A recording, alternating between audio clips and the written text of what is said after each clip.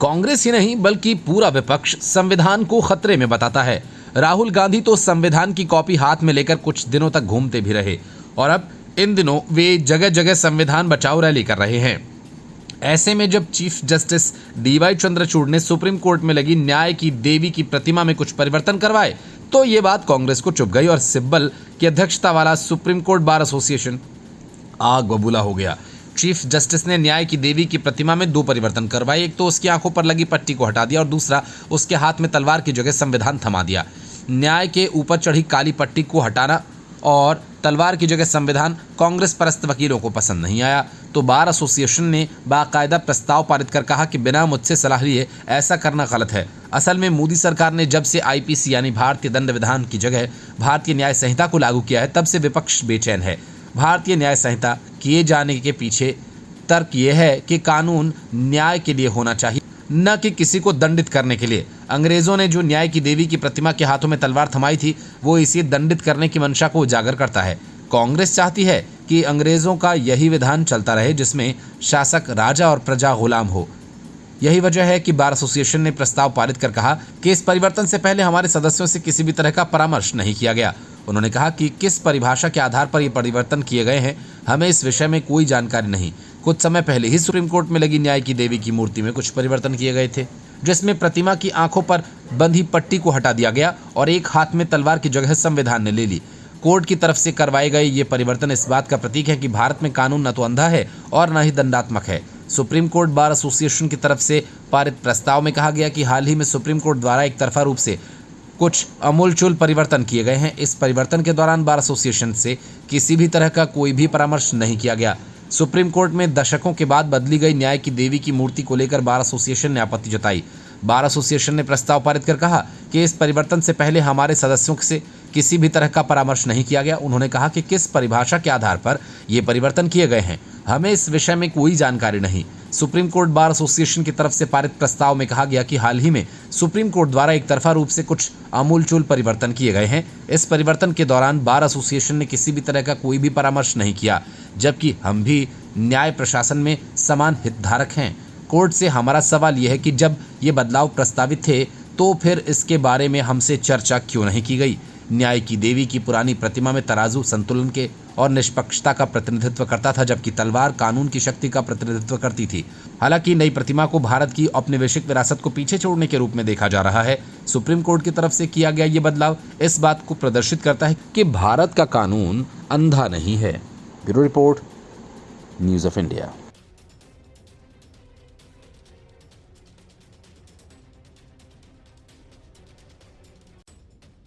अरविंद केजरीवाल ने जब कहा था कि वे 2025 के चुनाव से पहले तक यमुना को साफ कर देंगे और उसमें सबसे पहले डुबकी भी लगाएंगे, कोई ब्लेम गेम नहीं करेंगे, अगर सफाई नहीं हुई तो मुझे वोट मत देना, तब केंद्र सरकार को लगा कि अब की बार केजरीवाल वाकई यमुना की सफाई करवाकर ही दम लेंगे। लेकिन सरकार ने यमुना की सफाई के लिए 85-100 करोड़ दिए।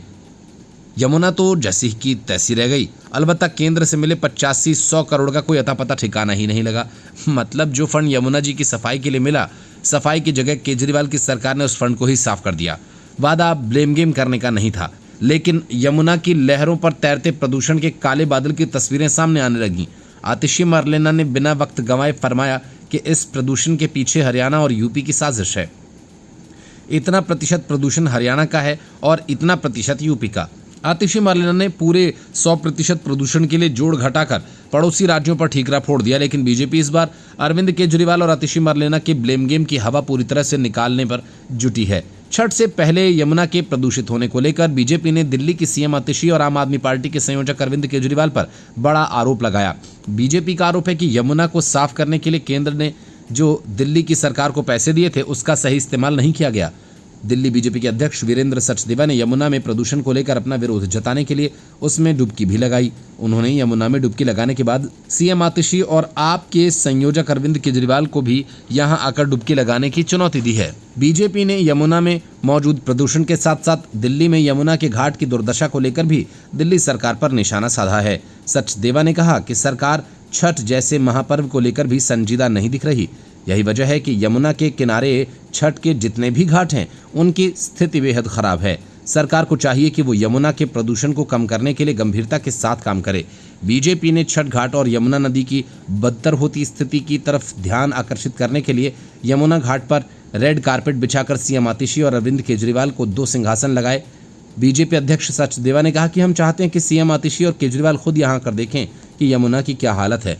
मैं आपको याद दिला दूं कि अरविंद केजरीवाल ने पहले वादा किया था कि वो यमुना को डुबकी लगाने लायक बना देंगे, लेकिन आज तक यमुना में डुबकी लगाने लायक तो दूर, इसके किनारों पर खड़े होने लायक तक यमुना जी नहीं बन पाई। बीजेपी अध्यक्ष वीरेंद्र सचदेवा ने इस मौके पर दिल्ली सरकार को यमुना को साफ करने के लिए केंद्र सरकार द्वारा दिए गए पैसे को लेकर हिसाब भी मांगा। उन्होंने कहा कि बीते 8 सालों में केंद्र सरकार ने दिल्ली सरकार को यमुना की सफाई के लिए कुल 8,500 करोड़ रुपए दिए। सचदेवा का आरोप है कि अरविंद केजरीवाल केंद्र से मिले पैसे को हजम कर चुके हैं। वीरेंद्र सचदेवा ने कहा कि मैं आपको 2021 का वो वीडियो याद दिलाना चाहता हूं जिसमें उस समय दिल्ली के सीएम रहे अरविंद केजरीवाल ने कहा था कि वो 2025 तक यमुना को इतना साफ कर देंगे कि लोग यहां पर डुबकी लगा सकें। 2025 आने वाला है, ऐसे में यमुना जी की जो हालत है वो किसी से छिपी नहीं है।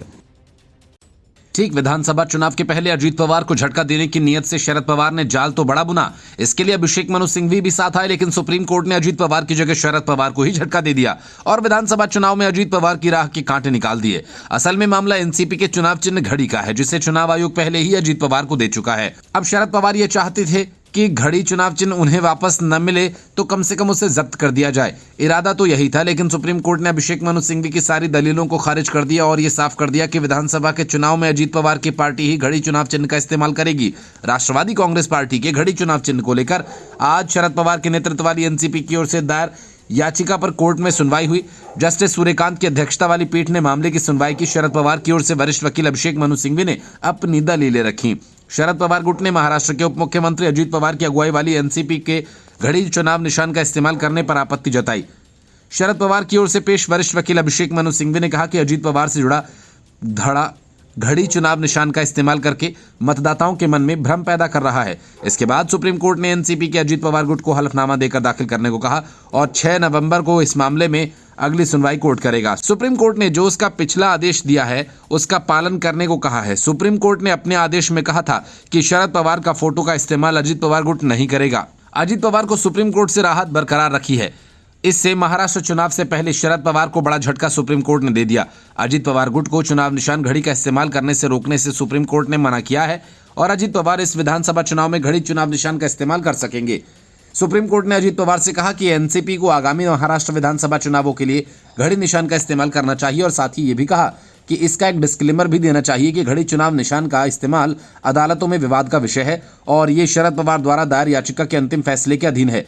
लोकसभा चुनावों से पहले 19 मार्च और 4 अप्रैल को कोर्ट ने एनसीपी के सभी प्रचार सामग्रियों में यह डिस्क्लेमर शामिल करने का निर्देश दिया था कि घड़ी निशान का इस्तेमाल न्यायालय की विचाराधीन है। आज सुप्रीम कोर्ट ने अजीत पवार को यह भी निर्देश दिया कि वे इस आशय का एक अंडरटेकिंग दाखिल करें कि राज्य विधानसभा चुनावों के लिए भी पिछले आदेशों का पालन किया जाएगा। इसके पहले 6 फरवरी को चुनाव आयोग ने घड़ी चुनाव चिन्ह अजीत पवार गुट को आवंटित कर दिया था और शरद पवार को दूसरा चुनाव चिन्ह चुनने को कहा था। इस फैसले के बाद मुंबई में एनसीपी कार्यालय में अजीत पवार के समर्थकों ने जश्न मनाया। चुनाव आयोग ने भी इसी साल 6 फरवरी को अजीत पवार गुट को ही असली एनसीपी माना था। चुनाव आयोग ने 6 महीने तक चली 10 सुनवाई के बाद यह फैसला दिया था। आयोग ने कहा कि विधायकों की संख्या के बहुमत ने अजीत पवार गुट को एनसीपी और का नाम और चुनाव चिन्ह हासिल करने में मदद की थी, जिसके खिलाफ पार्टी के संस्थापक शरद पवार ने सुप्रीम कोर्ट में याचिका लगाई थी और 16 फरवरी को सुप्रीम कोर्ट ने शरद पवार की इस याचिका को अर्जेंट सुनवाई के लिए स्वीकार किया था। महाराष्ट्र में कहने को तो 85 सीटों पर उद्धव ठाकरे, शरद पवार और कांग्रेस के बीच समझौता हो गया, लेकिन बाकी की 33 सीटों पर घमासान मचा हुआ है। इनमें से कुछ सीटें छोटी पार्टियों को मिलेंगी, लेकिन बाकी की सीटों की लड़ाई जारी है, क्योंकि जो बंटवारा हुआ उससे न तो उद्धव ठाकरे खुश हैं और न कांग्रेस। सिर्फ शरद पवार हैं जिन्हें दोनों के बराबर सीटें मिली हैं। अब कांग्रेस के लिए चिंता की बात यह है कि वो पहली बार महाराष्ट्र में इतनी कम सीटों पर अपने प्रत्याशी उतार रही है। यही हाल उद्धव ठाकरे का भी है। दोनों की नजर सीएम की कुर्सी पर है। अगर अब महाराष्ट्र चुनाव में महाविकास आघाड़ी की जीत हो जाती है, तब पावर शेयरिंग में कांग्रेस को खासी मुश्किलों का सामना करना पड़ेगा। पूरी संभावना है कि एक बार फिर सीएम की कुर्सी उसके हाथ से छिटक जाए। वैसे भी इससे पहले उद्धव ठाकरे भी यही खेल कांग्रेस के साथ 2020 में कर चुके हैं, जब पार्टी का सीएम फेस बनते बनते रह गया था। अब ये चुनावी आंकड़े बताने के लिए काफी हैं कि कांग्रेस का महाराष्ट्र में जनाधार कम होता जा रहा है। उसकी सीटों की संख्या कम होती चली गई है। लेकिन समझने वाली बात यह कि कांग्रेस विधानसभा चुनाव में लोकसभा वाला प्रदर्शन नहीं दोहरा पा रही। हरियाणा इसका एक बड़ा उदाहरण है, जहां पर जीती हुई बाजी पार्टी ने गंवाई। अगर महाराष्ट्र की बात करें तो कांग्रेस ने 2024 के लोकसभा चुनाव में बेहतरीन प्रदर्शन करते हुए 13 सीटें जीती थीं। यहां भी 11 सीटों पर उसने अब बीजेपी प्रत्याशी को मात दी और ऐसे में स्पष्ट संदेश देने का प्रयास रहा कि बीजेपी को हराने में सिर्फ कांग्रेस सक्षम है। लेकिन एक सच्चाई यह भी है कि बीजेपी 14 सीटों पर 10,000 से कम अंतर से हारी है।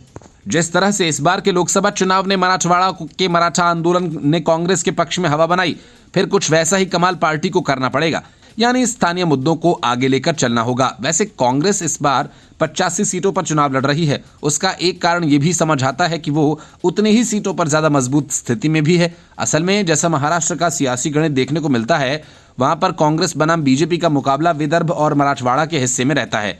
इस पूरे क्षेत्र से महाराष्ट्र की 100 के करीब सीटें निकलती हैं। जानकार मानते हैं कि इस वजह से भी कांग्रेस को इस बार सिर्फ 85 सीटों पर लड़ने को बोला गया है। इसका मतलब ये भी कि पार्टी को अपने मजबूत गढ़ में और ज्यादा बेहतर करना पड़ेगा। उसी स्थिति में महाविकास अघाड़ी में उसकी सुनी जाएगी। कांग्रेस के लिए महाराष्ट्र में एक राहत की बात यह भी जरूर है कि वो किसी एक लोकल नेता पर निर्भर नहीं है। जैसे राजस्थान में अशोक गहलोत और सचिन पायलट को लेकर विवाद था, हरियाणा में हुड्डा बनाम शैलजा की जंग थी, लेकिन महाराष्ट्र में तो उसके अलग अलग इलाकों में अलग अलग स्थानीय नेता सक्रिय रूप से काम कर रहे हैं। ऐसे में महत्वाकांक्षा या सत्ता की वो रस्साकशी यहां देखने को नहीं मिलने वाली। उदाहरण के लिए लातूर में अमित देशमुख, गढ़चिरौली और चंद्रपुर में विजय वडेट्टीवार, भंडारा में नाना पटोले अपनी उपस्थिति दर्ज करवाते हैं। उन नेताओं के दम पर ही कांग्रेस आगे बढ़ती है। लेकिन इन तमाम तर्कों के बावजूद भी कांग्रेस को लेकर ये जरूर कहा जा सकता है कि इंडिया गठबंधन में बने रहने की वजह से उसे भी कई कुर्बानियां देनी पड़ी हैं। सोचने वाली बात यह कि जिस पार्टी ने इतने सालों तक पूरे देश में राज किया, जिसने महाराष्ट्र में भी कई सालों तक अपने दम पर अपनी सरकार चलाई है, अब उसे बड़े भाई की भूमिका निभाने के लिए संघर्ष करना पड़ रहा है।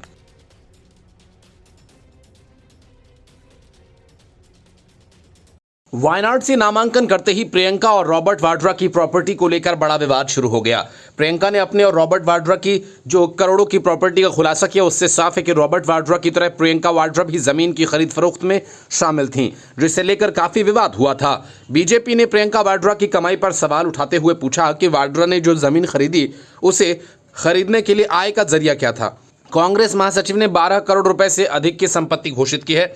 भाजपा के राष्ट्रीय प्रवक्ता प्रदीप भंडारी ने पूछा कि सवाल है कि प्रियंका वाड्रा की कमाई का स्रोत क्या है। साथ ही प्रियंका वाड्रा की पार्टी वो पार्टी है जो भारतीय शेयर मार्केट का शोषण करती है। ये वही वाड्रा परिवार है जिसे बड़े कारोबारी घरानों के स्टॉक्स में निवेश किया था और म्यूचुअल फंड्स में निवेश किया था। सवाल यह है कि वाड्रा और वाड्रा परिवार में ये पाखंड क्यों है। उन्होंने कहा कि भारत की जनता वाड्रा से पूछ रही है कि हलफनामे के अनुसार उन्होंने 2013 में जमीन खरीदी थी। उस जमीन की कीमत 5 गुना बढ़ गई है और वो जमीन खरीदने के लिए उनके पैसे कहां से आए।